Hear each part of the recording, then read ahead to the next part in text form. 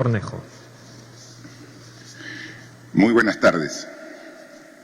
Un saludo aquí acompañado de los ministros y ministras que conforman el Consejo. Hoy estamos a 14 de abril y estamos a 30 días del inicio del estado de emergencia.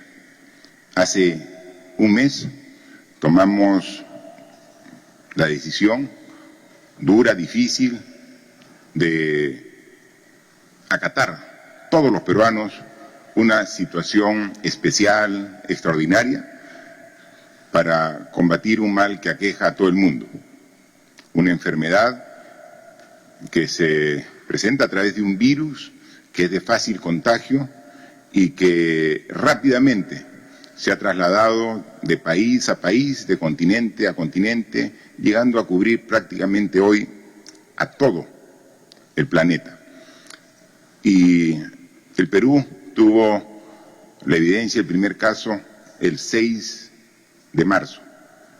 Y a los pocos días después de ello, tomamos una serie de medidas que hoy día en Consejo de Ministros hemos hecho un recuento de la cantidad de decisiones y normas que hemos tomado para enfrentar esta situación. Normas que siguen saliendo incluso hasta el día de hoy. Hoy hemos emitido ya el decreto legislativo publicado en el Peruano sobre las multas a las cuales se van a ser acreedores quienes incumplan una serie de disposiciones que hemos dado en este estado de emergencia. Es fundamental el apoyo de todos, el compromiso, la solidaridad, y por eso esta norma es sumamente importante para que este pequeño porcentaje de ciudadanos que pueden hacer peligrar el esfuerzo de toda la gran mayoría de peruanos y peruanas asuman también económicamente un cargo por no cumplir con el país. También hemos publicado hoy otro decreto supremo donde se dispone medidas concretas para poner mucho más énfasis a partir de ahora en el control y supervisión de este porcentaje importante de ciudadanos que tienen el virus, pero que por no requerir hospitalización están en sus viviendas. Y en sus viviendas pueden, si no son lo suficientemente responsables, pueden ser un factor de contagio de esta enfermedad. Queremos que como Estado hacer una vigilancia, una supervisión, estar con ellos como ciudadanos, atenderlos, asistirlos, cuidarlos, pero a la vez también controlar que no sean un efecto de contagio, ¿no? Y por eso, complementario a este decreto supremo de Te Cuido Perú, para este 85% de personas que tienen el virus pero que están en su domicilio, y ahí se establecen una serie de mecanismos de control y supervisión correspondiente. Hay otro decreto supremo que permite en esta estrategia que INDECI pueda llevar alimentos a las viviendas de estos ciudadanos que están con el virus, para que no haya ningún pretexto de salir de su domicilio y poder sacar el virus y seguir contagiando a más gente. O sea, es un esfuerzo muy grande para lograr los resultados que todos queremos, ¿no? En una primera instancia hemos puesto el esfuerzo mayor en las personas que con el virus requieren una atención hospitalaria. Hemos incrementado de manera significativa nuestra capacidad de respuesta en todos los hospitales que van a atender el COVID-19. Pero si bien es el 15% de todos los que tienen estas características de infectados con el virus, los que requieren una mayor atención porque van a los hospitales y un porcentaje de ellos derivan por la gravedad de su caso en la unidad de cuidados intensivos, no menos importante es hacer el seguimiento del otro 85% que tiene el virus y que no requiere hospital, pero sí requiere de una actitud muy responsable para evitar que ese virus siga contagiando.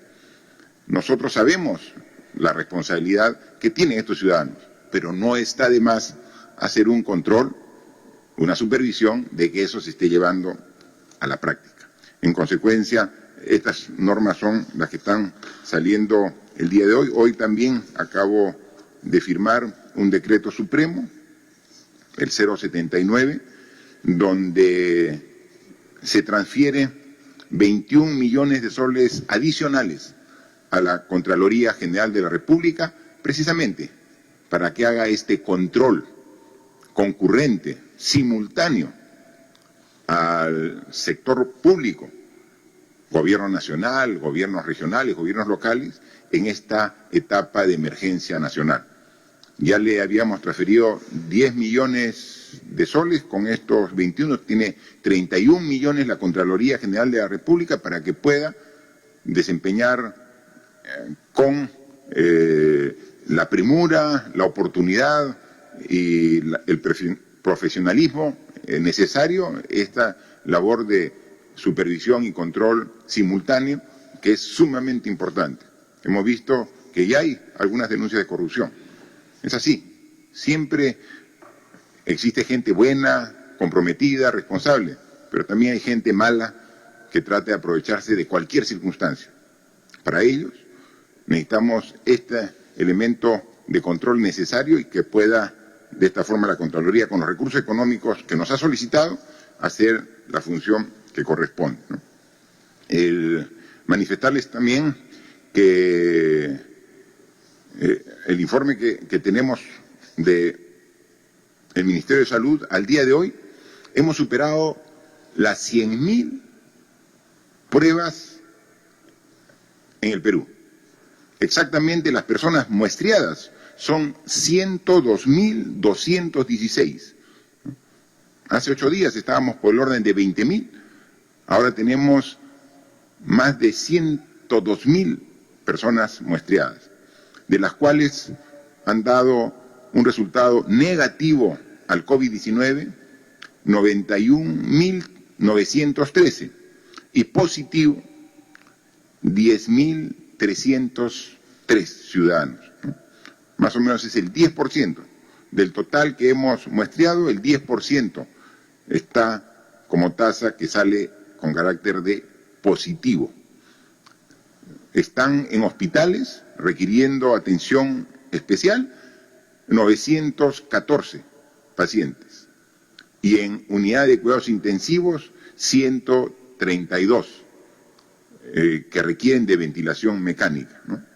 En consecuencia, podemos ver por estas cifras lo que vimos ayer en los cuadros, que las cifras tanto de personas muestreadas positivas aumentan, como era lógico de esperar. Aquí lo resaltante es la cantidad de muestras. No hay ningún país, ninguno de Sudamérica, que haga tantas pruebas como el Perú. El Perú hace mucho más pruebas que incluso países que tienen mucho más población que la nuestra, que Colombia, que Argentina, que Brasil, que nos supera largamente en tamaño poblacional, tienen menor cantidad de personas muestreadas. Porque el esfuerzo que estamos haciendo es tener un mejor diagnóstico de cómo se mueve el contagio, para hacer un mayor control del mismo. Hacer menos muestras solamente puede generar una relativa tranquilidad por un pequeño número de contagiados, cuando queremos saber exactamente la cantidad real para tomar las mejores decisiones. Al respecto, decirle que cuando hemos dicho que queremos llegar a estabilizar en 12.000 pruebas por día, que eso es lo que dicen los especialistas que son las necesarias para nuestro país, el día de ayer se han hecho 15.000 pruebas. 15.000 pruebas y que nos han arrojado estos resultados. manifestarles que también han subido las personas que han fallecido. Tenemos a la fecha 230 defunciones desde que se ha iniciado esta enfermedad en el país. Es un número alto y, como siempre, nuestras condolencias a los familiares de todas las personas que fueron contagiadas con este virus y que, a pesar del esfuerzo que hizo el Estado y el sistema de salud, no se pudo salvar su vida. La letalidad, es decir, entre las 100.000 personas que se han muestreado y las 10.000 que han dado como positivo, tenemos que el 2.23% han fallecido.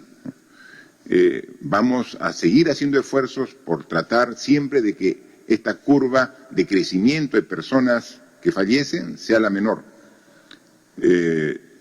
A nivel mundial, el porcentaje de fallecidos respecto a los que han dado positivo está por el orden del 6%. Hay países desarrollados ellos, como Italia, España, donde el porcentaje de fallecidos es del 10%. Es decir, de cada 100 personas que se infectan, 10 llegan a fallecer.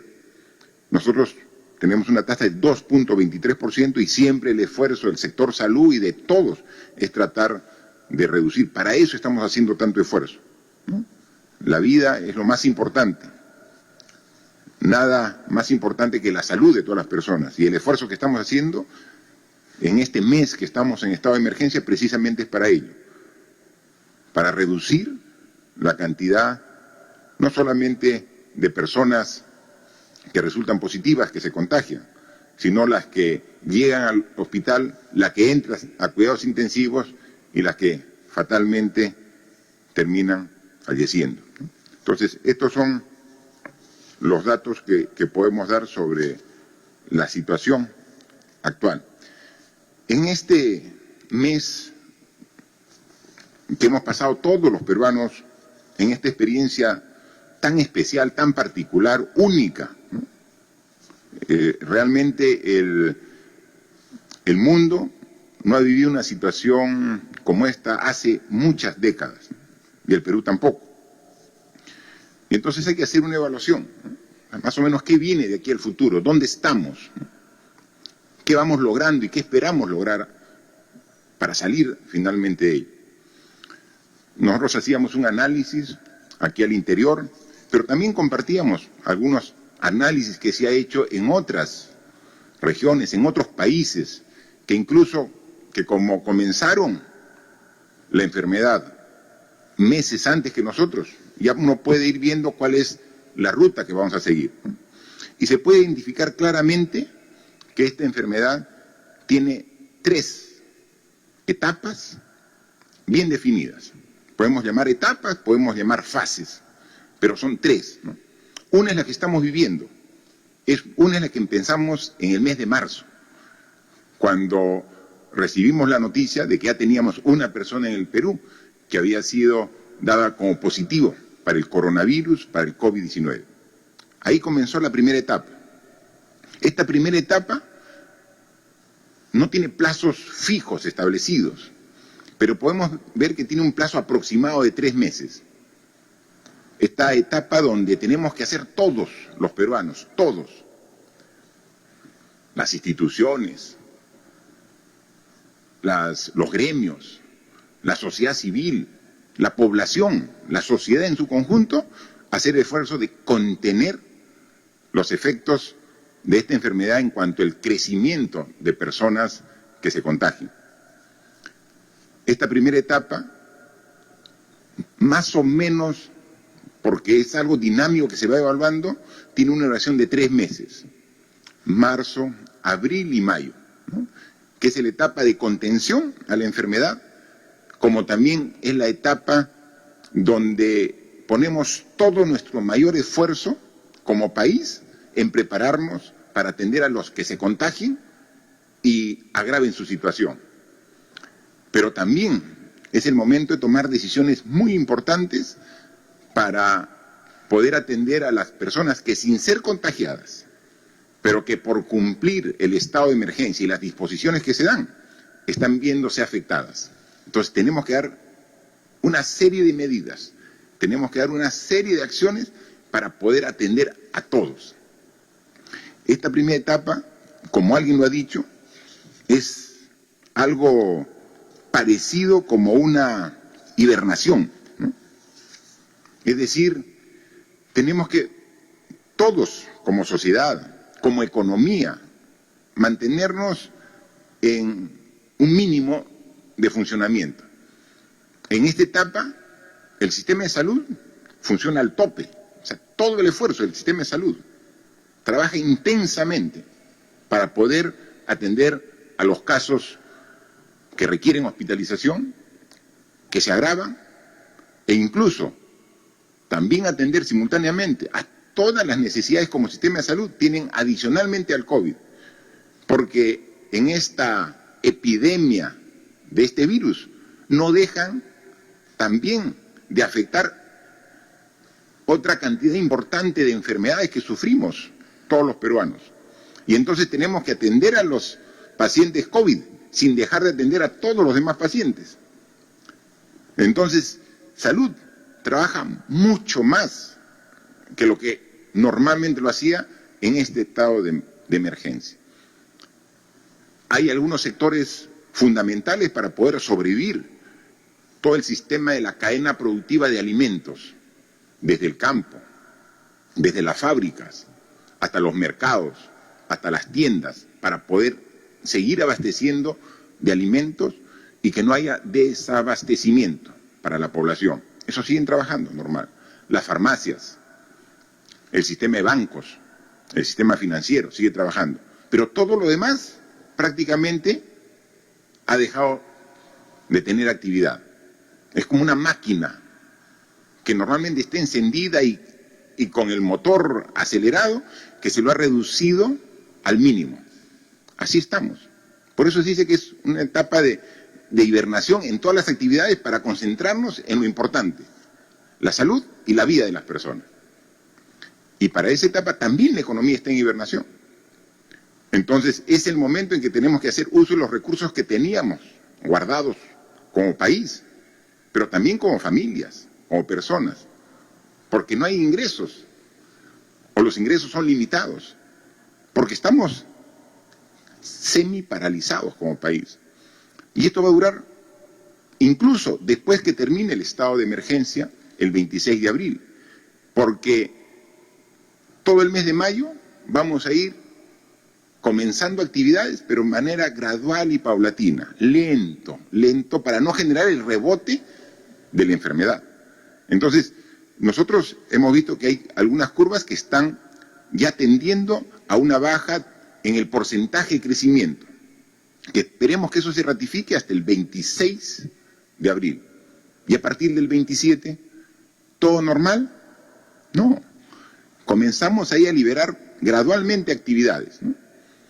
Y actividades que puedan comenzar su actividad sin concentración masiva de personas. La concentración de personas va a tener que esperar, Pero sí hay muchas actividades que se pueden hacer manteniendo las disposiciones que hemos dado. Por eso esta es la primera fase, sumamente importante. Estamos justo a la mitad de la primera fase. Todavía tenemos esta etapa con el estado de emergencia y luego no es que se levantan todas las acciones, las restricciones, no, se van gradual y paulatinamente dando la posibilidad de incorporación de actividades, llamemos de carácter productivo, en todos sus aspectos. Y luego comenzamos la segunda fase, que es a partir del mes de junio, cuando ya salgamos y comience nuevamente a funcionar la sociedad, el aparato productivo, el país, en suma, tenemos que ir generando las condiciones para salir de un proceso de hibernación que hemos estado para recuperar al fines de año o primer trimestre del año 2021 y a un estado más o menos de normalidad. ¿Y por qué nos ponemos ese horizonte, no? Porque los expertos dicen que están trabajando intensamente en aspectos importantes, los científicos. Están trabajando una vacuna para el coronavirus, están trabajando los científicos tratamientos comprobados para la cura de esta enfermedad. Pero estos tratamientos no se hacen ni en 15 días, ni en un mes, ni en 3 meses. Los expertos dicen que con todo el esfuerzo que están poniendo, lo pueden hacer en un año. Lo bueno es que ya empezaron desde principios de año que esta enfermedad ya se hizo conocida. Entonces, a principios del año de 2021, seguramente ya se tendrá la vacuna y ya se tendrá también, en esa oportunidad, tratamientos que sean efectivos. Porque no sé si a ustedes, a mí todos los días me llegan curas para el COVID-19. Todos los días me llegan curas. Y seguramente con la mejor intención, desde curas a través de procedimientos caseros, como también a través de medicina que venden en las farmacias. Seguramente pueden dar algún tipo de mejora, seguramente, pero no están validadas, no están corroboradas todavía porque en la ciencia médica tienen que hacer una serie de controles y de verificaciones para decir esta funciona. Y dado el corto tiempo que está afectando esta enfermedad al mundo, todavía no hay una cura. Sí hay paliativos y eso los médicos con mucho criterio van aplicando en función de cada situación de los pacientes. Si están hospitalizados o entran a cuidados intensivos, hay diferentes tratamientos. Pero no es que esta es la cura, como ya hay otras enfermedades antiguas que han sido sumamente estudiadas, que uno sabe perfectamente cuál es el tratamiento. En esta no hay, pero están trabajando los científicos a nivel mundial en ese aspecto, y nosotros estamos contribuyendo. Hoy tuve una reunión con todo el equipo de profesionales que trabajan en este aspecto de investigación, que son los que hacen las evaluaciones de las pruebas moleculares, los que trabajan en el Instituto Nacional de Salud, ¿no? Y ellos me decían que como las crisis también son oportunidades, están haciendo desarrollo científico. Y por ejemplo, aquí en el Perú ya se determinó cuál es el genoma del COVID-19 de nuestro país. Que el primer caso, que se dio el 6 de marzo, se ha hecho un análisis y se ha determinado el genoma. Es decir, cuál es la característica del virus aquí en el Perú. Y ese genoma ya ha sido dado a conocer a la comunidad científica internacional para que en esta elaboración de la vacuna también consideren todas las posibles modificaciones que tiene en su presentación del virus en las diferentes partes del mundo. Y el caso específico del Perú ya hizo su contribución científica, ya ha dado cuál es el genoma, ¿no? Y lo bueno que me dicen es que el virus felizmente muta, pero no cambia su estructura, tiene una estructura estable, lo que va a permitir que para el próximo año, porque se están trabajando, tienen que hacer la prueba de laboratorio primero, y luego de la prueba de laboratorio tienen que hacer la prueba ya en seres vivos, y luego en seres humanos. Todo eso toma meses, y sumando todos esos parámetros, llegan a un año trabajando con todo el esfuerzo. Ya hicimos la contribución. Nuestros científicos peruanos han determinado el genoma y lo han dado a conocer para que también sea parte del elemento a tomar en cuenta en esta elaboración de la vacuna, que la tendremos seguramente en el primer trimestre del próximo año 2021. Y esa es la tercera etapa, ¿no? O sea, estamos viviendo la primera etapa o primera fase de esta enfermedad y que vamos a seguir llevando abril y mayo. La tercera etapa, o sea, me salteo la segunda porque en esa quiero referirme, la tercera etapa es la que empieza el primer trimestre del 2021. Ahí vamos a estar con vacuna, con la población que ya tiene, también ha generado un proceso de inmunización propia que el organismo va, aquí el organismo se va defendiendo y la ciencia ayuda a través de la vacuna o también de medicamentos probados que van para lograr el objetivo. Y entonces el próximo año va a ser de mucha intensidad, pero también va a ser de cambios estructurales, la tercera fase. O sea, tenemos que aprender la lección. O sea, tenemos que ver todo lo que hemos sufrido en estas circunstancias por no estar preparados como país. Requerimos hacer cambios estructurales profundos. O sea, no es posible que para hacer ahora el apoyo a las familias vulnerables tengamos problemas que muy poco porcentaje de precisamente estas familias vulnerables no estén incluidas en el sistema financiero. O sea, no tengan una cuenta en el sistema financiero, no tengan DNI electrónico. Estamos en el siglo XXI y no tenemos ese tipo de herramientas de un mundo moderno. Hemos dicho, cada crisis es una oportunidad de mejora y tenemos que aprovecharla. He dado las indicaciones. En este proceso de atención de este bono económico que estamos dando, tenemos que hacer inclusión financiera. Tenemos que todos tener DNI electrónico. Qué fácil sería dar esas transferencias económicas que como Estado tenemos la obligación de dar a las personas vulnerables con los recursos del país. Qué fácil si tendríamos solamente un depósito en cuenta. No, tenemos que hacer transferencia y miles, cientos de miles de familias tienen que ir con un miembro, con su DNI, a hacer las colas que hemos visto en los bancos en las diferentes ciudades del Perú. Eso tenemos que estar preparados para que, no solamente en caso de una enfermedad posterior, sino para tener un mejor acceso. No puede ser que estemos viendo padrones que no estén actualizados, y que hay errores, y que lo estamos corrigiendo, pero estamos atendiendo.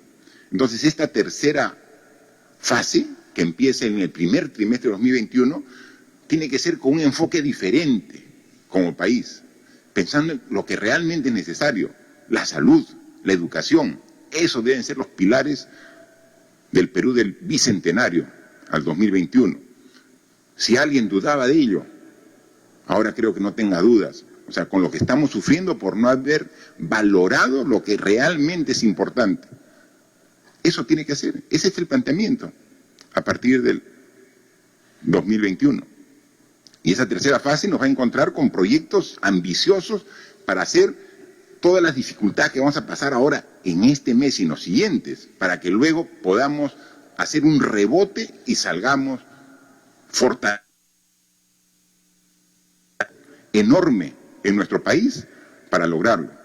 Tenemos ingentes recursos, pero el más importante, el recurso humano tan importante y necesario para poder salir de esta crisis. Y esa es la tercera fase.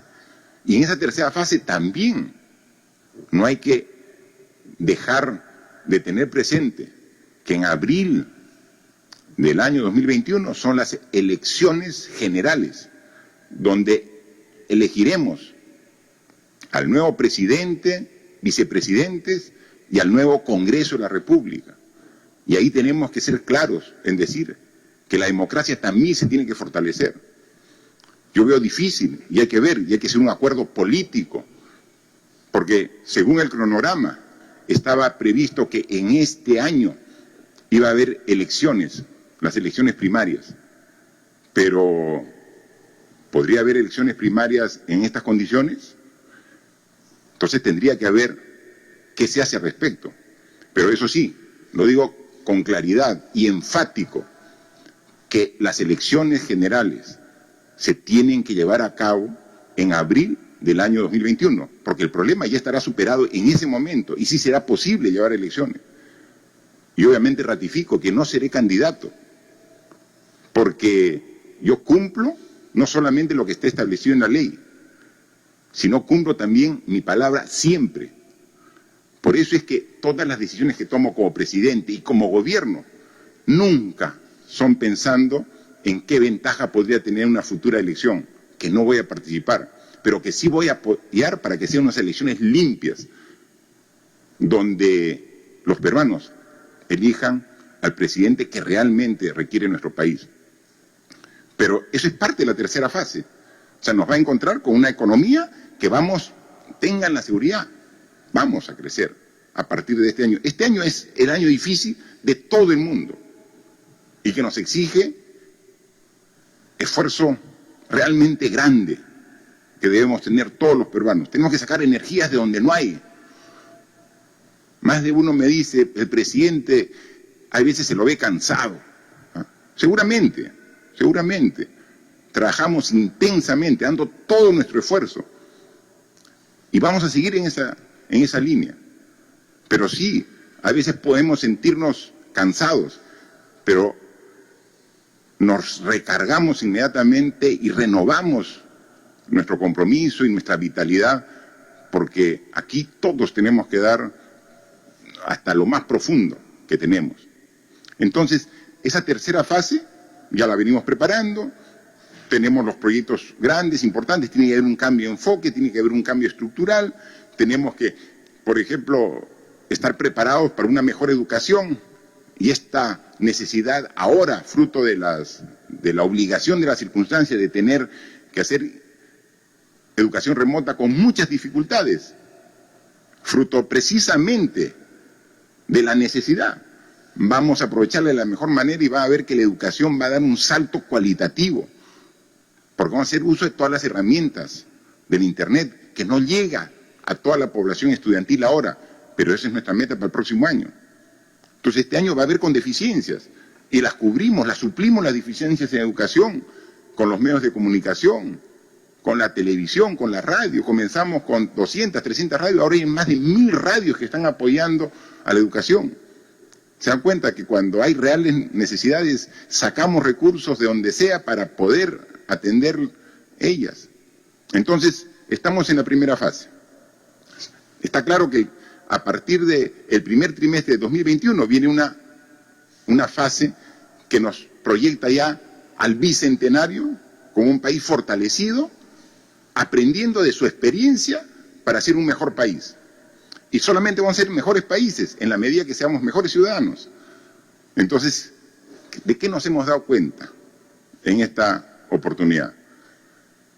De que los valores que ha cultivado en general la mayoría de la población, del individualismo, del egoísmo, en pensar solo para uno, mira, nos lleva a una tremenda fragilidad. Y que los valores que te permiten atender este tipo de demandas son los de solidaridad, de respeto, de compromiso, de lealtad. O sea, esos son los valores que los que debe primar individualmente, familiarmente y socialmente, ¿no? Entonces, tenemos que aprender la lección. No esperemos que venga otro COVID-20 a futuro para entenderlo. Yo creo que hemos aprendido y estamos aprendiendo así, a costo de un tremendo impacto que sufrimos todos. Y entonces, ¿qué va a ser la segunda etapa? La segunda fase, que quizás va a ser la más compleja, porque va a exigir el apoyo de todos, la búsqueda de consensos, porque vamos a salir después de llegar a dominar, si se quiere, la enfermedad para que no tome picos insospechados. Pero ahí queremos nuevamente echar a caminar al país. Y no va a empezar a caminar en las condiciones previas. Todos tenemos que ceder algo. Todos tenemos que ceder algo. Si no aprendemos la lección y queremos que todo empiece manteniendo nuestros privilegios que teníamos, no vamos a poder llegar de buena manera a la tercera etapa.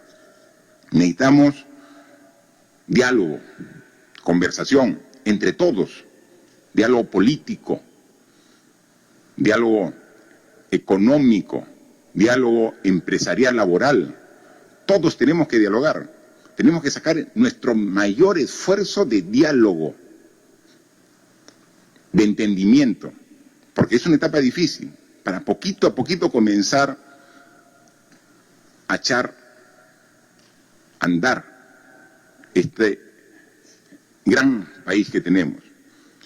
Y para la búsqueda del consenso, en algunos momentos, cuando se vea que alguien se quiere aprovechar de su condición, ahí está el Estado para poner límites en esta búsqueda de consenso. Todos tenemos que poner nuestra parte. Creo que hemos dado ejemplos como gobierno que estamos haciendo innumerables esfuerzos para lograr salir de esta situación. Los trabajadores también están haciendo lo propio. Y las empresas también tienen que colaborar, pero de una manera significativa. Todos. Este país tiene futuro, tiene viabilidad. Podemos pasar estas 3 etapas, pero si todos colaboran. Nadie puede quedarse viendo desde el balcón lo que sucede. Todos tenemos que contribuir. Y estamos tomando medidas. Hoy día hemos visto la cantidad de medidas y le hemos pedido a la ministra, uy, quiero un estatus, ¿cómo va? Nosotros ya hemos dado un bono de 760 soles para 3,5 millones de familias, las que más requieren. 3,5 millones de familias, 760 soles. Pero claro, lo hemos dado en 2 partes de 380 a 380. La primera parte ya lo ha recibido 2,5 millones de familias. Es decir, todavía falta 1 millón que ya está aprobado y que tenemos que dar. Esperemos que en esta semana se termine y podemos llegar en esta semana a las 3,5 millones de familias con los 380 soles e inmediatamente, ya con esta experiencia, hacerlo más rápido la segunda entrega de 380 soles, ¿no? Pero ya tenemos 2,5 millones por lo menos. Si consideramos que cada familia tiene 4 miembros, ya hemos asistido a 10 millones de peruanos. Dimos un fondo de apoyo empresarial, 300 millones para las pequeñas microempresas. Ya se ha dado 72 millones a más de 9.800 empresas que han acogido. Pero sin embargo lo que se tiene, que la demanda es superior. Hemos dicho, esto necesita ajuste. Si falta, tiene que dar. Y entonces va a haber un segundo bono mucho más generoso para que las pequeñas y microempresas puedan ser atendidas. Yo le digo, ¿cómo van las canastas que dimos el presupuesto a los alcaldes? De 213 millones que hemos transferido a los alcaldes de todo el Perú, 1.874 alcaldes. 61 millones ya se han gastado, el 28%. Esperemos que también puedan agilizar los alcaldes para llegar a toda la población. En consecuencia, tenemos nosotros aquí un importante cuadro que hemos visto. ¿Cuánto ya hemos destinado a este esfuerzo para enfrentar el COVID-19, ¿no? En la atención inmediata de la emergencia. Yo recuerdo que cuando estuve el 6 de marzo indicando que íbamos a hacer el esfuerzo necesario, que no íbamos a escatimar acciones para atender esta emergencia, nos dijeron que no, que era muy poco. En ese momento tenía 3 millones de soles. Decía, ¿qué va a hacer con 3? Absolutamente insuficiente. Pero hemos comenzado en la atención inmediata de la emergencia y hemos asignado 1.300 millones de soles. Para fortalecimiento de los servicios de salud, 857 millones. Y tenemos el desagregado. Yo le voy a pedir que la ministra nos prepare, tal como lo ha expuesto hoy día acá al Consejo de Ministros, una presentación así, bien clara, bien objetiva, para que también por intermedio de los medios de comunicación hagamos llegar a todos los peruanos y peruanas el esfuerzo que estamos haciendo. 857 millones, fortalecimiento de salud. Para limpieza en el sector educativo y de transporte, 235 millones. Orden público y traslado de ayuda humanitaria, 178 millones. Tasa arancelaria cero a importación de medicamentos. Esto ha costado 33 millones. Suma 1.300 millones. Soporte a las familias. Para atención a personas en situación vulnerable, 3.178 millones. 3.178 millones. Nos tiene que hacer el desagregado para que diga exactamente dónde está yendo cada sol, que es de todos los peruanos. Para apoyo al trabajador, 853 millones. Alivio tributario y otras medidas, 910 millones. Luego, acá están también lo que hemos liberado, que es del propio trabajador. O sea, recursos que es del propio trabajador, pero que tenía candados, no lo puede usar. CTS, AFP, es del propio trabajador. Si nosotros estamos haciendo un esfuerzo, también darle la posibilidad que en este momento difícil, en este momento de emergencia, puedan usar sus recursos en CTS, AFPs, ONPs, suman como 13.000 millones de soles, ¿no? Entonces, esto es muy importante, que no solamente dar las normas, publicarlas, procesarlas, sino que se conozcan, entonces para que a través de los medios de comunicación puedan hacer llegar, ¿no? Entonces, tenemos claridad de lo avanzado, tenemos claridad de lo que se viene en el corto plazo y el gran esfuerzo que requiere de todos los peruanos en este corto plazo. Y tenemos también la claridad y la seguridad que en una tercera fase esto se va a revertir y vamos a salir con toda la fuerza que nos caracteriza a los peruanos para forjar el país que todos queremos, pero con la aplicación de las lecciones que nos ha dado esta circunstancia, con el cambio de paradigma, con el cambio de mentalidad, pensando, no solamente como es un dicho del gobierno, en el Perú primero, pensando en las personas primero. Así que tenemos una ardua tarea, un gran trabajo, pero tenemos la convicción y la voluntad de hacerlo. Por el Perú, con todo este equipo, como están comprometidos todos los peruanos. Lo dejaría para que nos haga saber las preguntas que nos ha hecho llegar la prensa. Gracias, señor presidente. Iniciamos entonces la ronda de preguntas virtuales. La primera pregunta es de Radio Satel de Lampa, Puno. La pregunta es sobre el tránsito de personas entre turistas y ciudadanos en el interior del país durante el aislamiento social. ¿Cómo se realiza el control? Teniendo en cuenta que 2 ciudadanos dieron positivo a la prueba rápida en Puno. Han pasado todos los controles de la Panamericana Sur desde Lima hasta Puno en todo el rigor de la inamovilidad el último domingo. ¿Cómo se realiza el control en las carreteras? El Congreso de la República aprobó el retiro del fondo del 25% de las AFPs. ¿Cuándo se firmará? Gracias. Aquí está hablando básicamente del control de las carreteras, que a pesar del esfuerzo que hace la Policía Nacional, siempre, a veces son burladas y permiten este tránsito. Yo quisiera que responda esta pregunta el ministro del Interior, y dado que él fue el encargado de la norma para estas multas a los que incumplan las obligaciones de cada ciudadano en esta emergencia, en este estado de emergencia, nos explique un poco sobre estos dos aspectos, ¿no? Sobre esta respuesta y sobre cómo va a ser el tratamiento de las multas para los que incumplan. Por favor. Muchas gracias, presidente. Justamente la pregunta tiene relación con lo que hoy día se va a publicar, el decreto supremo que reglamenta el decreto legislativo donde faculta a la policía para imponer multas a las personas que quebrantan la cuarentena. Hay varias causales para imponer la multa.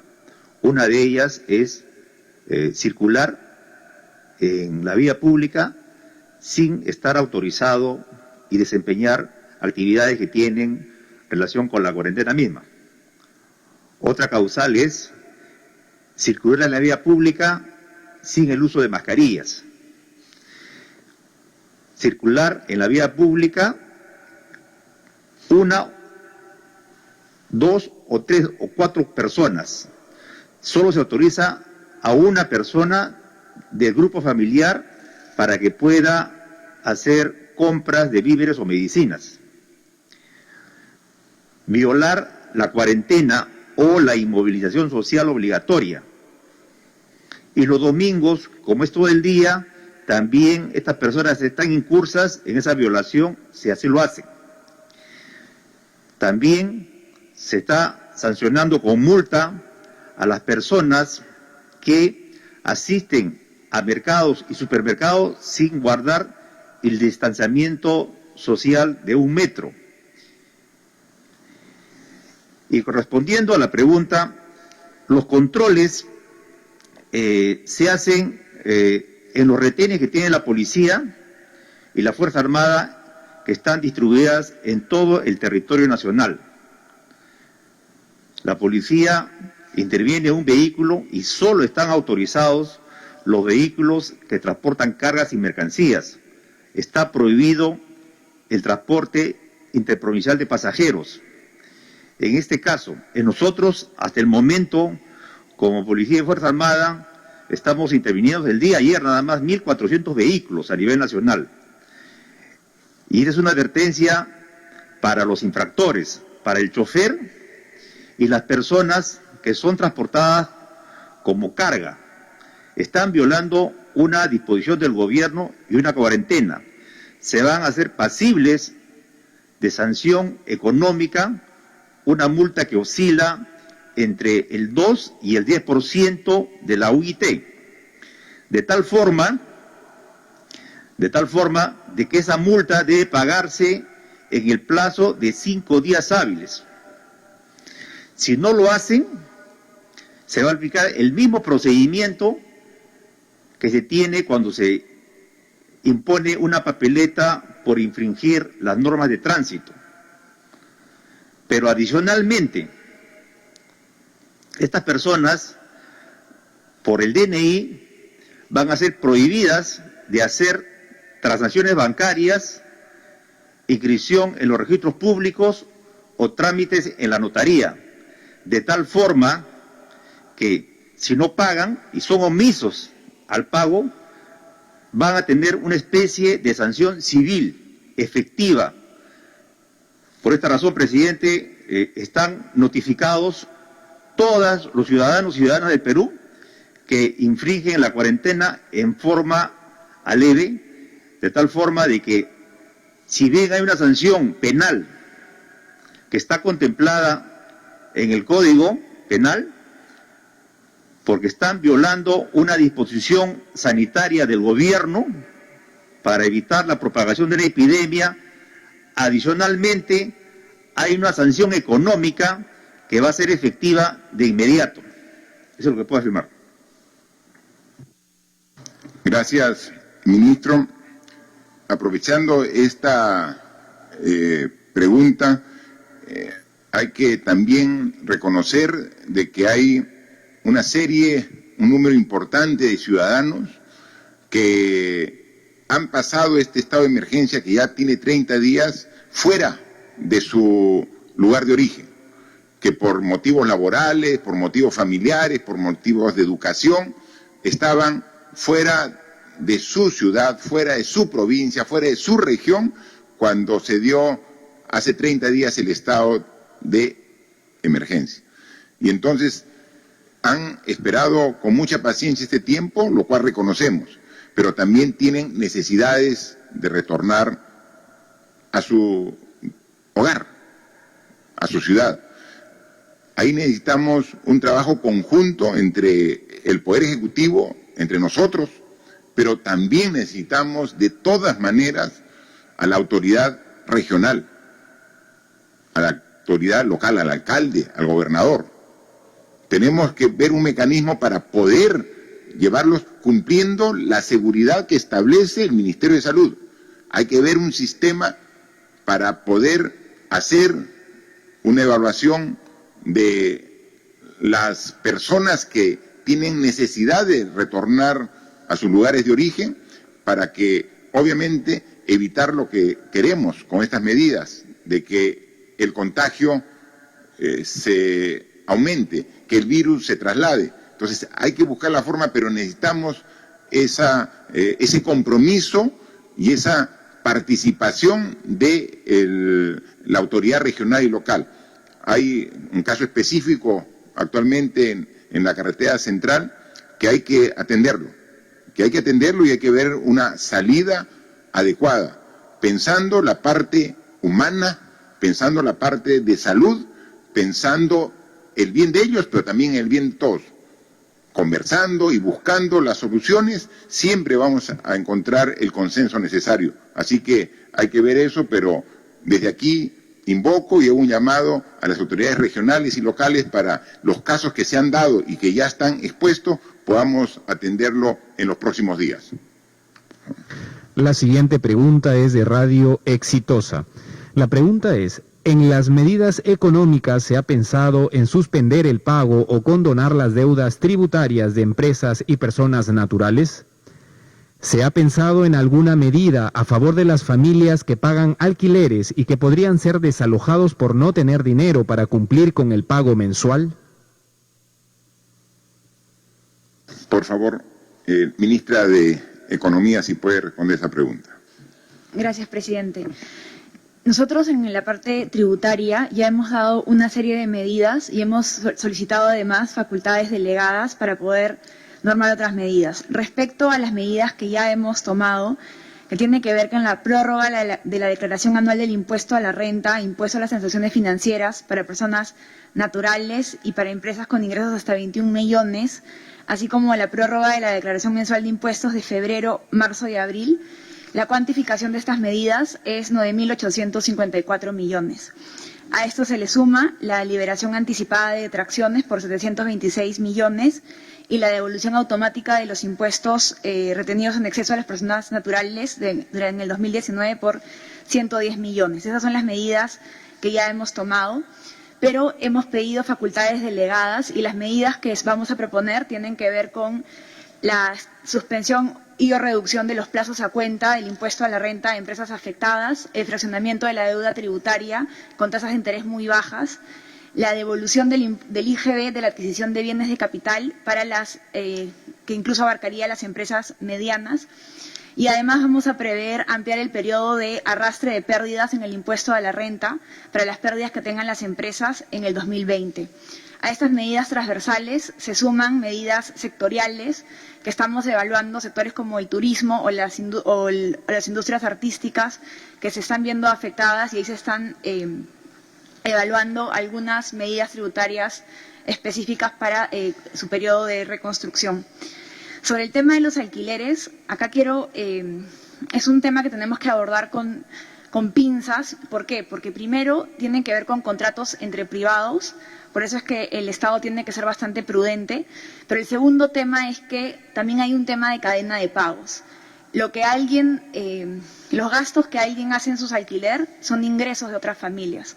Por eso es que en este caso de los alquileres hemos venido evaluando medidas, pero estamos evaluando, y cualquier medida que tengamos tiene que ser muy prudente para no afectar la cadena de pagos. Muy bien, muchas gracias. Por favor, siguiente pregunta. La siguiente pregunta es de Radio Santa Rosa. La pregunta dice: los mercados y supermercados se han convertido en foco de infección del coronavirus. Hay denuncias que algunos trabajadores de estos centros de expendio han dado positivo al coronavirus. ¿Se ha pensado hacer pruebas rápidas al personal que expende productos de primera necesidad para dar tranquilidad a la población y fiscalizar la limpieza y desinfección de estos lugares? Por favor, ¿cuál es la forma del uso de las pruebas, tanto moleculares como rápidas, que ya, como hemos informado el día de hoy, hemos superado las 10.000 pruebas por día, ¿no? Por favor, señor ministro. Gracias, señor presidente. Como hemos venido explicando en sucesivas oportunidades, la prueba rápida es complementaria a la prueba molecular. Sin embargo, la epidemia, por la violencia con que se produce, la rapidez con la que se disemina en poblaciones, ha hecho que nosotros tengamos que evaluar el uso de la prueba rápida en estas condiciones inusuales.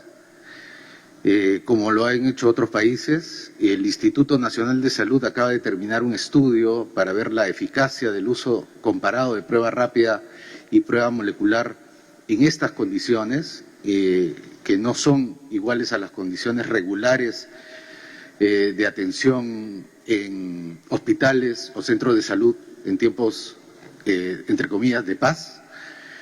Y hemos recibido las primeras conclusiones en el sentido de que en estas condiciones, tanto las pruebas moleculares como las pruebas rápidas tienen la misma eficacia en términos de diagnóstico, tanto individual como poblacional. Me explico. En el caso de las pruebas moleculares, pierden su capacidad diagnóstica, no porque la prueba en sí sea mala, sino porque las condiciones en que se toma la muestra del paciente generan mucho error. En cambio, la prueba serológica no está sujeta a ese error, sin embargo, tiene menor eficacia porque la prueba en sí misma es menor, es complementaria a la primera.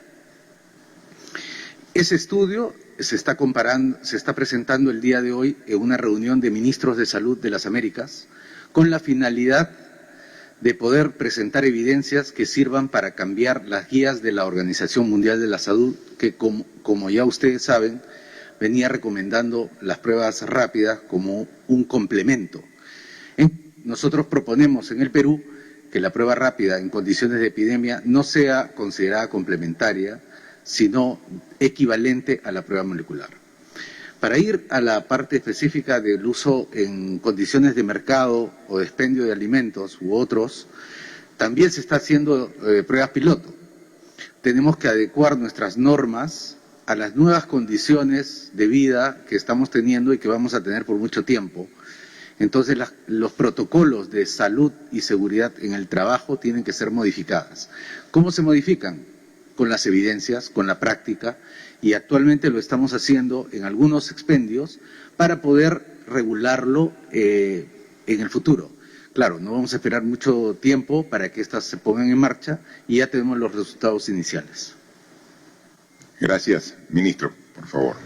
La siguiente pregunta es de Sol TV de La Libertad. La pregunta es sobre el incremento de casos positivos de COVID en el norte del Perú, que es evidente. Los contagiados ya llegan a los 200 y los fallecidos a los 90. ¿Se tiene alguna estrategia diferenciada para evitar su expansión? Además, el Estado, a través de sus diferentes ministerios y organismos, les ha quedado debiendo a los proveedores. ¿Qué mecanismos utilizará para cumplir sus obligaciones y no afectar la cadena de pagos de estas empresas? Bien, bueno, ya el ministro ha explicado cuál es la forma y estrategia del uso de las pruebas para poder identificar dónde están los casos positivos, ¿no? Efectivamente, en el norte ha habido un incremento significativo en comparación con otras regiones de casos positivos y está poniendo toda su atención el Ministerio de Salud, no solamente con las pruebas, sino también aumentando la capacidad de respuesta, ¿no? Entonces, en función de cómo va el avance de esta enfermedad en la curva de ascenso de personas contagiadas, se va también ajustando la capacidad de respuesta, ¿no? Así que va a seguir trabajando. Hay un comando de operaciones nacional liderado por la doctora Pilar Macetti, y este comando en cada región tiene su comando regional, ¿no? Y entonces hay la articulación perfecta. Otra de las lecciones que aprendemos de esta difícil situación es que la salud tiene que ser con un enfoque integral. No es que esto lo hace salud, esto lo hace el MINSA, esto va a un privado. O sea, cuando cada quien trabaja de manera independiente como islas, no hay la respuesta adecuada. Este comando de operaciones está integrado por un representante del MINSA, de salud, de las Fuerzas Armadas, de la policía, de las clínicas privadas, todos articulando la respuesta de una manera objetiva en función de las necesidades. Así que lo propio se está haciendo en cada una de las regiones del país. Y sobre el tema de los pagos pendientes que tienen los ministerios a proveedores, justo es uno de los temas que hemos tratado el día de hoy. O sea, nosotros tenemos que dar el ejemplo como Estado en honrar nuestras obligaciones. Si teníamos deudas de diferente índole que estén obviamente justificadas y con los trámites correspondientes. Vamos a honrarlas todas y cada uno de nosotros en cada uno de los ministerios. Y existe también algún tipo de deudas que tienen los municipios y gobiernos regionales. También les hemos pedido para que también los honren con su propio presupuesto y que si se fuera el caso de que alguna deuda no tienen el presupuesto correspondiente, el Ministerio de Economía y Finanzas tiene toda la predisposición de asignar los recursos para que pueda pagar. El Estado en este momento tiene que cumplir con todas sus deudas porque es parte de la estrategia para poder mantener la economía del país en un momento tan difícil como la que estamos. Gracias, señor presidente. Para culminar esta ronda tenemos la pregunta de la Asociación de Prensa Extranjera en el Perú, APEP. La pregunta dice: Presidente Vizcarra, los principales sindicatos en Perú han criticado el decreto que autoriza a las empresas suspender la relación laboral y con ello hacer uso de los ahorros de los propios trabajadores, como de las AFP y las CTS, para sustituir sus remuneraciones. Los sindicatos dicen que no se ha tocado el interés de las empresas privadas. ¿Cuál va a ser el aporte o compromiso de las empresas para esta emergencia? ¿Y hay alguna alternativa para millones de personas con trabajos informales que han perdido su fuente de ingreso? Gran parte de la producción alimentaria en Perú proviene de la agricultura pequeña y familiar, que actualmente solo está produciendo para el autoconsumo, lo cual podría generar en algún momento problemas de abastecimiento en los mercados. ¿Cómo el gobierno está enfrentando esta situación teniendo en cuenta que por el tema del coronavirus se ha reducido la importación de alimentos? Bien, son dos preguntas de la Asociación de Prensa Extranjera. La primera le vamos a pedir a la ministra de Trabajo que la responda. Es sobre la norma que hoy día ha sido publicada sobre algunos aspectos laborales. Y la segunda, sobre la agricultura familiar y la pequeña agricultura, la responderá el ministro de Agricultura, ¿no? Por favor, ministra de Trabajo. Gracias, señor presidente. Efectivamente, el día de hoy fue publicado el decreto de urgencia 038. Es una medida que contempla opciones para encarar esta crisis, privilegiando el acuerdo entre empresarios y trabajadores, aspecto que el sector trabajo se va a encargar de verificar, porque hemos dicho en más de una ocasión que el abuso no será permitido. Con relación a la suspensión perfecta de labores, tiene dos componentes que creo que es importante resaltar. El primero de ellos, como bien dice la pregunta, apela a los ahorros privados de nuestros trabajadores para una circunstancia muy excepcional y de crisis que todos sabemos, pero también ha pensado y se ha considerado un criterio de equidad, en el sentido de proveer a los trabajadores de la microempresa que no tienen esa capacidad de ahorro una prestación económica de emergencia para poder mitigar los efectos de una eventual suspensión perfecta de labores. Tenemos la disposición, señor presidente, de mantener el diálogo abierto con los sindicatos, como siempre se ha planteado, no solo a nivel del Ministerio, sino también con el propio liderazgo del presidente del Consejo de Ministros y suyo en varias de las ocasiones. Y esa oportunidad, y apelando a la segunda etapa a la que usted hacía referencia hace unos minutos, hay una oportunidad valiosísima para el diálogo y tenemos que encontrarnos en ese esfuerzo para encarar y salir adelante como país. Gracias. Sí, y complementando lo que manifiesta nuestra ministra de Trabajo, es lo que me refería a la segunda etapa de salir de esta enfermedad. La primera etapa está claramente, está la contención al contagio, la respuesta a través de hospitales, a través de unidades de cuidados intensivos, o sea, todo está claro. Y cómo hacemos un esfuerzo todos los peruanos para estarnos lo más quietos posible en nuestras viviendas para evitar que el virus se mueva y se contagie, ¿no? Pero luego vamos a pasar a la segunda etapa, donde vamos a comenzar gradualmente a mover nuevamente al país. Y entonces ahí tenemos varios tipos de empresas. Hay empresas como por ejemplo las empresas de todo el sistema de abastecimiento de alimentos. Ellas van a seguir trabajando sin ningún problema. O sea, no tienen absolutamente una justificación para retirar a un trabajador, porque están trabajando. las farmacias, los grifos, hay una serie de actividades que tienen trabajo normal. Obviamente seremos vigilantes de que cumplan todas ellas. Hay algunas otras empresas que van a tener un proceso para nuevamente retomar su actividad. Por ejemplo, empresas de construcción. ¿Se va a permitir la construcción a partir de los próximos meses? Sí, pero vamos a tener que hacer un protocolo de seguridad, de que no haya aglomeración de gente, puede ser la construcción de una carretera, un puente, donde el personal está distante. Trabaja uno en una máquina, entonces tiene que haber una prueba, control de temperatura de los trabajadores antes de empezar la jornada, después, para ver si alguno hace fiebre, hacer un protocolo de pruebas al personal, pero va a haber, entonces en construcción, ¿va a haber trabajo? Sí va a haber trabajo. Va a tener un pequeño inicio lento, hasta que se haga el protocolo y sea autorizado por el Ministerio de Salud y pueda trabajar. La agroindustria, la agroexportación va a trabajar, los productos, los trabajadores de la pesca van a continuar trabajando y van a generar también esta dinámica económica, ¿no? Entonces, se da cuenta, gran parte de las empresas van a tener una actividad y ahí estará vigilante el Ministerio de Trabajo para ver de que se cumplan todas las normas laborales. Pero existe también alguna, y tenemos que ser claros, o sea, a mí siempre he hablado muy claro y directo con la población, siempre. Existen algunas empresas que van a pasar meses sin tener un solo ingreso, porque lo que está prohibido en esta segunda etapa es las aglomeraciones. Se va a retomar la actividad gradual, pero sin aglomeraciones. Y entonces, por ejemplo, un restaurante ¿va a poder seguir atendiendo a su gente normalmente? No va a poder seguir atendiendo a su gente algún restaurante.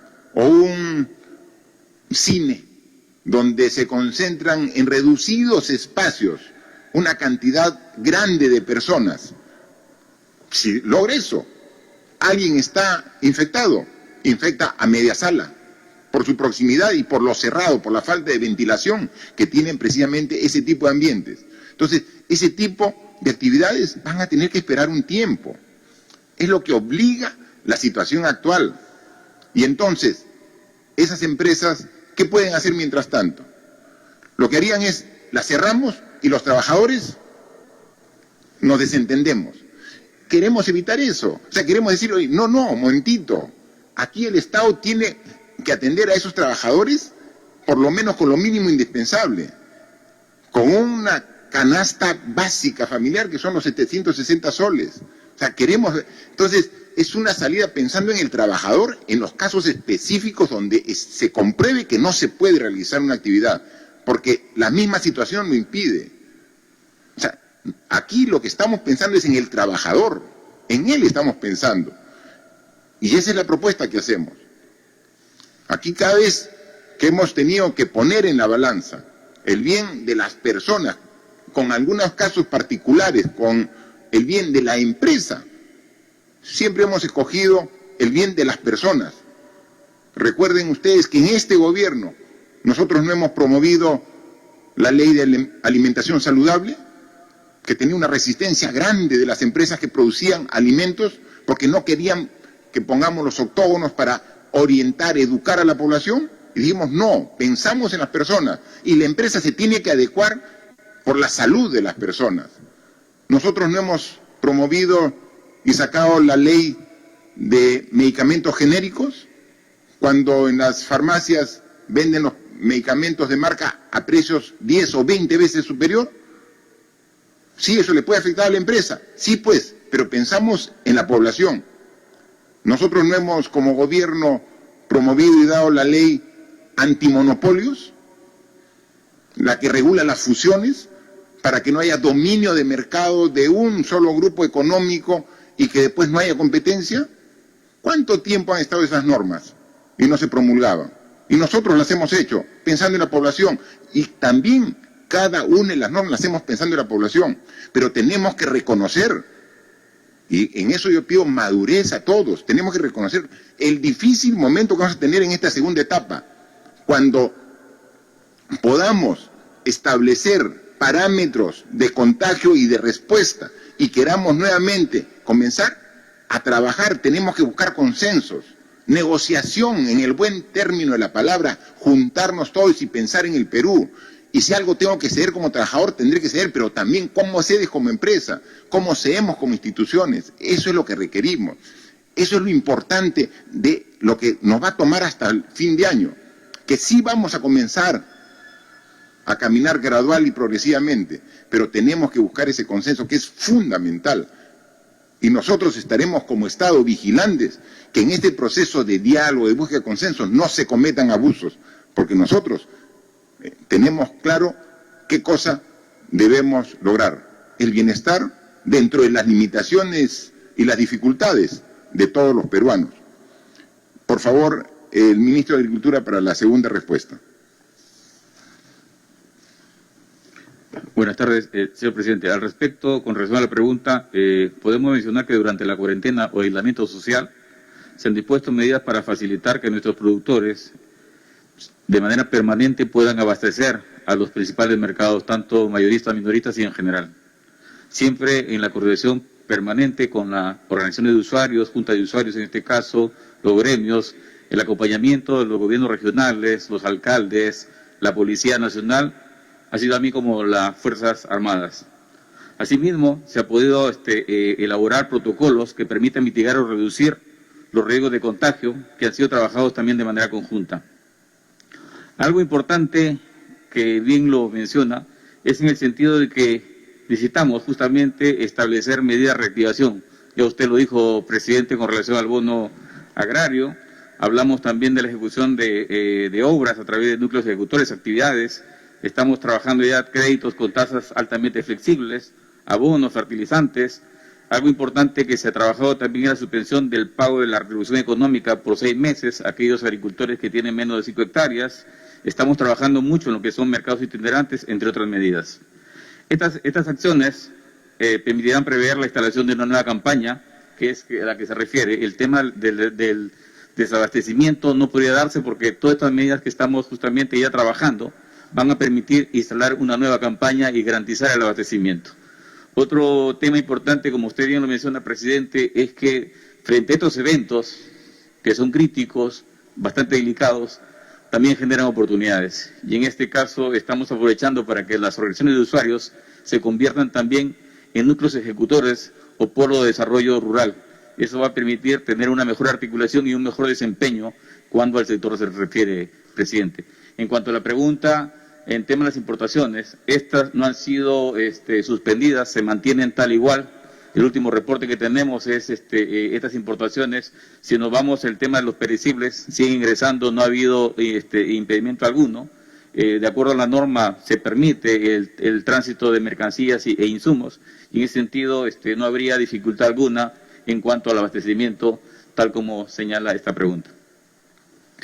Gracias, ministro. Yo comenté al inicio que habíamos también sacado un importante decreto supremo que establece los mecanismos que como gobierno vamos a implementar para hacer un control mucho más minucioso, de detalle, de ese 85% de población que tiene el virus pero que no requiere un hospital.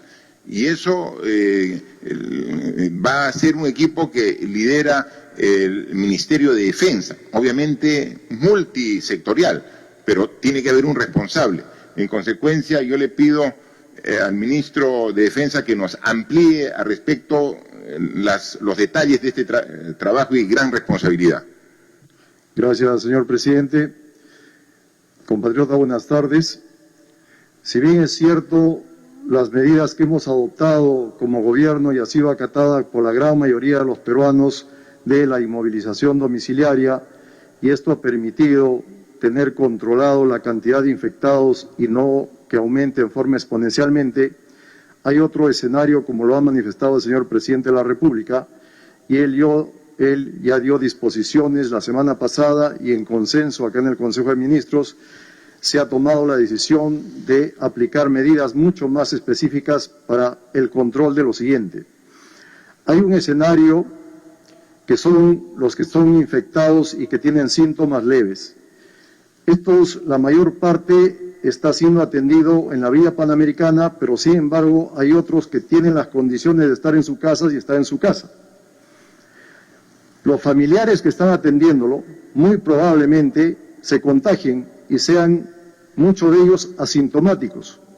Y al no tener los síntomas están saliendo de compras a los mercados, están yendo a los bancos y están dando lugar a una gran cadena de contagios que a su vez dan lugar a otros contagiados asintomáticos y la cantidad de asintomáticos está creciendo y no lo estamos controlando. Estas nuevas medidas están apuntando justamente a detectar a aquellas personas asintomáticas, a aislarlas para romper la cadena de contacto, pero no solamente aislarlos a los infectados, sino aislar a toda la familia y a todos los contactos que ha tenido este infectado. Una vez detectado el infectado, una vez que se le ha aislado, ya sea en su domicilio o en la Villa Panamericana o en otros lugares que sean necesarios, va a haber un equipo de seguimiento y de soporte clínico, es decir, para hacer seguimiento no solamente al infectado, sino a la familia para ver su evolución. Y también va a haber un equipo de apoyo de aquellas familias que requieran alimentos, como van a ser inmovilizados por 15 días, se le proporcione los alimentos que son requeridos. Para ello se ha estructurado un grupo de trabajo que se ha denominado Te Cuido Perú, que es un grupo de trabajo bastante complejo, multisectorial, porque agrupa a muchas entidades del Estado, entre ellas al Ministerio de Salud, a E-Salud, a la Presidencia del Consejo de Ministros, al Gobierno Digital, al Instituto Nacional de Defensa Civil, al Ministerio de Desarrollo e Inclusión Social, al Ministerio de Transportes, a nuestra Policía Nacional, y todo este trabajo es coordinado por las Fuerzas Armadas. Esta plataforma de trabajo tiene 6 elementos. El primer elemento es una plataforma digital que está indudablemente concentrando a todos los centros informáticos de salud, de las DIRIS y de los diferentes sectores que están llevando la información del coronavirus. Y que esta plataforma digital va a tener como trabajo la geolocalización de los afectados y de sus contactos. Luego tenemos un equipo de detección, que es el equipo que toma las muestras, que se ha centralizado también a todos los elementos de respuesta rápida que toman las muestras, para que hagan el muestreo y detecten a los infectados. Una vez detectado, hay un equipo de aislamiento, que lo aísla al detectado o en su casa, o en la Vía Panamericana o en otros lugares que vamos a implementar, pero también inmoviliza a la familia y también inmoviliza a los contactos. Y luego hay un equipo de seguimiento clínico y psicológico que le va prestando apoyo durante esta inmovilización que va a tener un plazo de 15 días. Y además entra a jugar el equipo de abastecimiento de alimentos que le va dando el apoyo de alimentos a todas las personas inmovilizadas. También hay un equipo de seguridad y de vigilancia que garantice que los inmovilizados no salgan de sus domicilios y cumplan con esta restricción que se tiene. Esto lo va a hacer la Fuerza Armada, la Policía Nacional, en coordinación también con las municipalidades, el Serenazgo y varios voluntarios que van a hacer el seguimiento telefónico de las personas que están afectadas y de sus familiares. Esta plataforma es indudablemente bastante compleja, pero que se está implementando para focalizar en la detección de aquellas personas que son asintomáticas, el aislamiento y el soporte a sus familias durante este aislamiento. Esta plataforma se va a replicar en las regiones. El día de ayer ya se inició en una localidad un plan piloto, el día de hoy se está reajustando las actividades que estamos haciendo y el día de mañana comenzamos a replicar en las regiones. Este es uno de los aspectos más importantes que el gobierno está tomando para focalizar al virus, para aislar el virus y para romper la cadena de contagios. Esto complementado con el aislamiento domiciliario obligatorio que tenemos va a permitir cortar la cadena de contagios y evitar que se incrementen los infectados y todos los otros resultados nefastos que podríamos tener. Eso es todo, señor presidente. Gracias, ministro. Esta es una tarea sumamente importante que tenemos que controlar.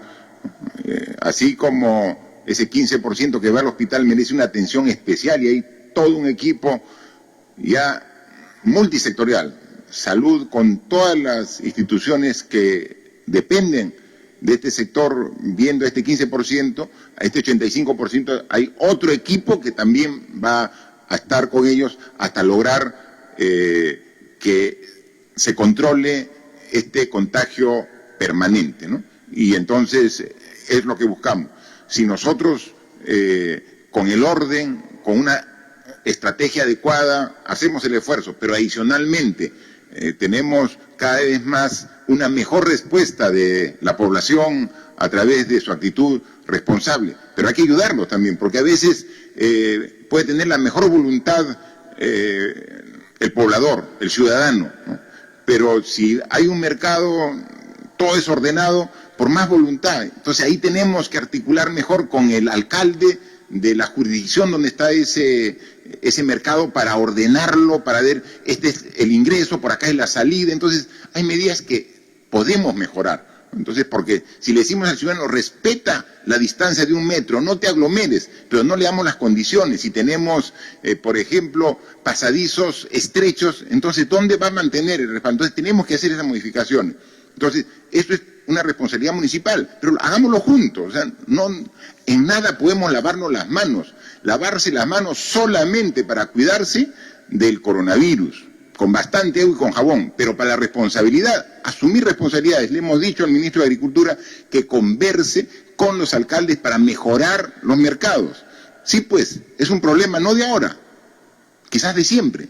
Ya pues, las crisis no son también oportunidades, hagámoslo, asumamos el reto. Y si hay que invertir, invirtamos en los mercados para que tengan los anchos de los pasadizos, la distancia entre los puestos, un orden de entrada, de salida, y entonces vamos a evitar esa aglomeración que vemos día a día y que son los focos de contagio del virus. Hay mucho trabajo y hay que irlo haciendo y salen nuevos problemas y hay que irlos atendiendo. Y hay veces, por no referirnos, no significa que no lo tengamos pendiente. Hoy día ha sido parte del debate. Ha intervenido la ministra de Ambiente, la ministra de Mujer, la ministra de Cultura, sobre el tema de comunidades nativas, ¿no? O sea, las comunidades nativas, por lo lejos que están, es difícil de atenderlas, ¿no? Y más aún en una época de inmovilización. Pero no es que por eso no las tengamos presentes y estamos estableciendo estrategias para llegar con el MIDIS, con Cultura, con Mujer y Poblaciones Vulnerables, con Ambiente, porque justamente tiene el conocimiento del territorio para verlo ello. Entonces, las comunidades nativas es ahorita, y hay que reconocerlo, un sector que no está siendo atendido como debiera y tenemos que corregirlo así, en el menor tiempo posible, y esa es una disposición que hemos dado aquí para corregirlo y inmediatamente actuar. Y hablando también de poblaciones en riesgo, tenemos que en este momento buscar mecanismos para, con el diálogo, que siempre es la mejor herramienta de búsqueda de soluciones cuando hay problemas de conflictos y temas sociales, es sobre un grupo de personas que quiere retornar principalmente a Huancavelica, ¿no? Y que está con un momento difícil tratando de verlo. Nosotros tenemos que saber a dónde va a llegar a Huancavelica. Podemos hacer el mecanismo para ver y conducirlo, pero tenemos que, por eso, con el gobernador de Huancavelica, establecer el vínculo, la relación estrecha, pero mientras que eso ocurre, que puede tomar un día, hay que atender a esta gente, darle las condiciones mínimas que requieren como seres humanos de atención. Por eso, en este momento estoy dándole este encargo a la ministra de Ambiente, ministra Fabiola Muñoz, para que se constituya precisamente donde está este grupo de personas para hablar. Y estoy seguro, entender el mecanismo que cuide su seguridad de estas personas, pero que a la vez también cuide la seguridad en cuanto a salud en este momento que estamos en momentos difíciles para controlar el contagio y la expansión del virus.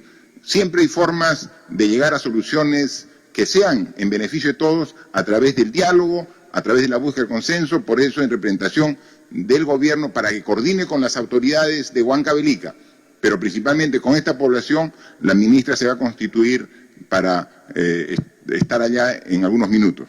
En consecuencia, hay muchos temas que hay que estar viendo día a día y estamos aquí con el Consejo de Ministros en sesión permanente atendiendo las múltiples necesidades que se van presentando día a día, pero con la voluntad, la convicción de que si tenemos las ganas de resolver los problemas, lo vamos a hacer. Tema de voluntad, y tenemos la voluntad, las ganas y el esfuerzo para hacerlo. Muchas gracias.